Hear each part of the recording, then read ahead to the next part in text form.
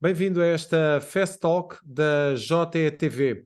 O que marcou o ano de 2022 nos mercados financeiros e o que pode caracterizar estes mercados em 2023. A inflação em níveis elevados, como não se via há décadas, a deterioração contínua das perspectivas económicas e a persistência dos riscos geopolíticos são as principais questões enfrentadas pelos sistemas financeiros em 2022. Assim foi o ano em que ainda estamos. Vamos saber o que esperar também para 2023. Para esta análise, temos connosco Nuno Melo, é diretor comercial da XTB. Muito obrigado, Nuno, pela presença nesta Fast Talk da JETV. Primeiro, vamos falar aqui de 2022 e de todos todas aquelas condicionantes que marcaram, de facto, 2022 do ponto de vista dos mercados financeiros. Olá, José. Obrigado pelo convite, antes de mais uma vez. É um gosto estar aqui convosco.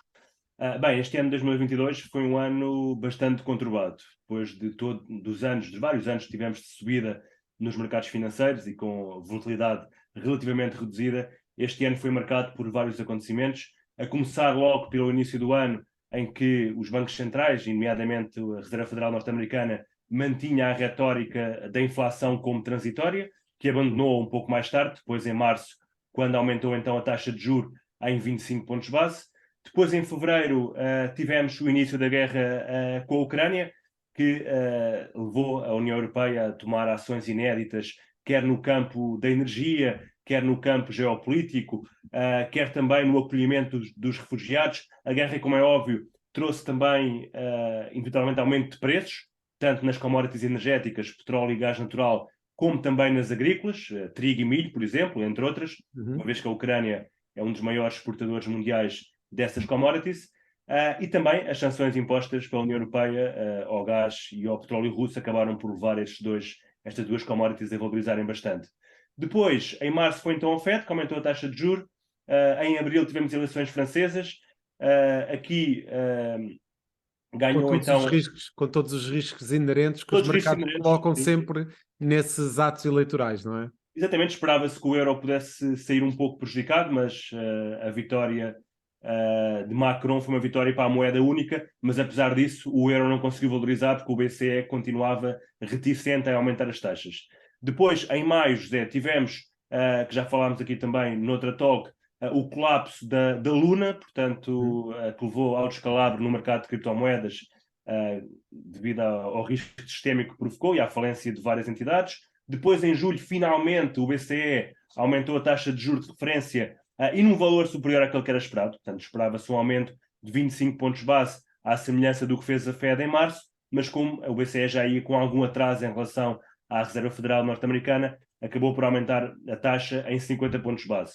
Depois, em setembro, foi as eleições em Itália, ganhou a extrema-direita, Meloni, mas como já era claramente antecipado pelo mercado, não teve assim um grande impacto nos mercados financeiros. Mais recentemente, e para terminar, tivemos então a eleição de Liz Truss como primeira-ministra no Reino Unido, uma vez que era a líder do Partido Conservador, e isso foi o descalabro depois daquele orçamento que ela apresentou. Os mercados, nomeadamente europeus, mas sobretudo do Reino Unido, caíram, as guilds caíram a pico com as yields a atingirem novos máximos. Isto também trouxe problemas para os fundos de pensões do Reino Unido. Portanto, isto depois veio estabilizar um pouco quando o novo primeiro-ministro, Sunak, foi eleito 44 dias depois de Liz Truss ter assumido o cargo. Depois, mais recentemente ainda, este mês de novembro, eleições intercalares nos Estados Unidos. Ainda não se sabe os resultados ao certo, portanto, nomeadamente para a Câmara dos Representantes, só se irá saber agora no próximo mês de dezembro. Se os republicanos ganharem a Câmara dos Representantes, poderá trazer aqui algum impasse político e trazer algumas dificuldades para a aprovação, sobretudo de leis fiscais, nos próximos 2 anos. Depois tivemos então, na última semana, a falência da Exchange FTX, com os problemas que todos sabemos, tanto no mercado de criptomoedas como também no mercado de capitais, e com o problema também da regulação a vir à tona, e portanto será um tema em destaque nos próximos meses. Por último, e mais recentemente, a China, tinha aquela política de Covid-0 que mantém, e tivemos este fim de semana protestos por parte da população relativamente às restrições da política de Covid-0 e também em relação ao regime do Partido Comunista. Nuno, de facto, foi um resumo excelente daquilo que aconteceu para os mercados dos acontecimentos mais interessantes e mais importantes do ponto de vista dos mercados financeiros. Peço-lhe uma análise global relativamente àquilo que foi o comportamento dos mercados financeiros perante todos esses desafios. E tivemos aí vários, não é? O próprio Nuno enunciou que os mercados esperavam aqui, de certa forma, a vitória de Meloni em Itália, e, portanto, não houve grandes oscilações. Com Macron, de facto, deu-se essa vitória e, portanto, houve uma capacidade dos mercados em se aguentarem e manterem ali alguma estabilidade. Deixo-lhe uma pergunta para quem acompanha todos os dias os mercados financeiros. Existe aqui uma espécie de alguma maturidade por parte dos mercados, no sentido de conseguirem analisar as coisas não no momento, mas a médio e longo prazo, e nisso manterem um pouco alguma calma e não entrarem em grandes depressões, digamos? Sim, José, eu acho que neste momento, portanto, estamos em queda desde o início do ano, e dado que a trajetória da política monetária irá manter-se, ou seja, os bancos centrais irão continuar a aumentar as taxas durante o ano 2023, e, na minha opinião, muito além daqueles que são considerados atualmente os níveis neutros da taxa, ou seja, o nível neutro é aquele nível em que a política monetária do Banco Central nem é acomodativa, nem é restritiva. E, por exemplo, para o caso da Fed, esse nível neutro, o mercado neste momento antecipa que seja nos 4%, e eu acho que irá passar esses níveis. E, portanto, é provável que assistamos a uma descida da inflação ao longo de 2023, devido sobretudo aos preços de energia começarem a cair, e já estão a cair, aliás, temos notado isso no preço do petróleo, mas eu penso que será insuficiente, porque a pressão inflacionista chamada subjacente, portanto, que exclui energia e alimentos, deverá manter-se alta. Posto isto, os bancos centrais deverão continuar a aumentar as taxas e, portanto, enquanto continuarem a aumentar as taxas, isto fará com que haja menos rendimento disponível nas famílias, devido à inflação elevada, mais despesas para famílias e empresas, uma vez que o custo do dinheiro é mais elevado. Havendo mais despesas e menos dinheiro disponível, as empresas irão investir menos, as empresas também irão a despedir, como já assistimos, aliás, a vários despedimentos em massa a empresas como a Meta, a Google, a Amazon, por exemplo, recentemente.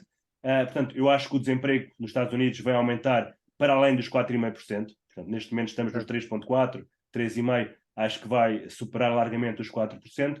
E, portanto, enquanto o ciclo de aperto dos bancos centrais, não só a Fed, mas dos restantes bancos centrais, à exceção do Banco do Japão, que é o único que não está a subir as taxas, continuar, os mercados acionistas estarão debaixo de pressão. Portanto, já temos algumas avaliações de empresas interessantes, mas eu penso que os mercados ainda poderão cair mais um pouco antes de começarem a recuperar. E, portanto, espero que nos primeiros 6 meses deste ano haja realmente algumas correções nos mercados, a dar então continuação ao movimento de queda deste ano 2022.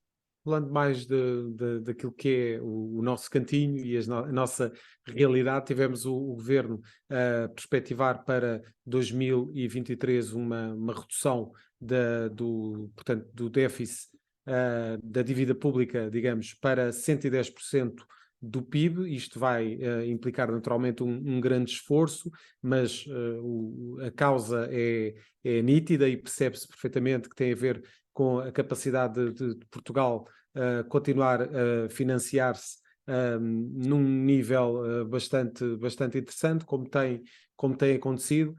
Que efeitos é que poderá ter esta redução da dívida pública por parte de Portugal no próximo ano, e as metas que estão a ser apontadas para 2023, até que ponto é que Portugal vai conseguir andar lá próximo dessas estimativas? Eu penso que a estimativa do governo foi tanto pouco otimista. Portanto, já tivemos aqui várias entidades, como o FMI, por exemplo, ou a CDE, a terem estimativas um pouco mais pessimistas, portanto, inflação mais alta, crescimento do PIB também mais baixo, ligeiramente mais baixo, e déficit também mais alto. Eu acho que o cenário que o governo traçou é demasiado otimista e não tem muito em causa a conjuntura mundial. Portanto, apesar de nós realmente estamos a crescer e vamos crescer este ano, 2022, acima da média europeia, penso que o ano que vem vai ser bastante penalizador, apesar também de Portugal depender menos das importações, por exemplo, de petróleo e gás natural do que muitos países da Europa, como é o caso da Alemanha.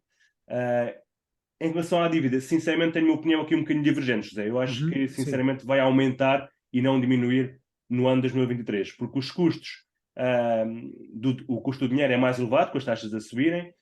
Temos também a questão das yields, que eu acho que irão continuar a sua trajetória ascendente, conforme eu referi há pouco. Já tivemos aqui um pequeno exemplo daquilo que poderá acontecer quando foi a crise, então, no Reino Unido, em setembro, com as yields das obrigações do Reino Unido a 10 anos a subirem para níveis que não eram vistos há bastantes anos, e portanto eu penso que, não sei se teremos uma nova crise de dívida, semelhante àquela que aconteceu em 2010, 2011 e 2012, quando teve cá a Troika, mas acredito que realmente a dívida possa vir a aumentar e não a descer, e portanto a percentagem em relação ao PIB que possa ser mais elevada no ano que vem do que é agora. Muito bem, ficam dadas as perspectivas para 2023. Nuno, muito obrigado pela presença nesta Fast Talk da JETV. Acompanhe estes e outros temas em JETV e em jornaleconómico.pt. Até à próxima.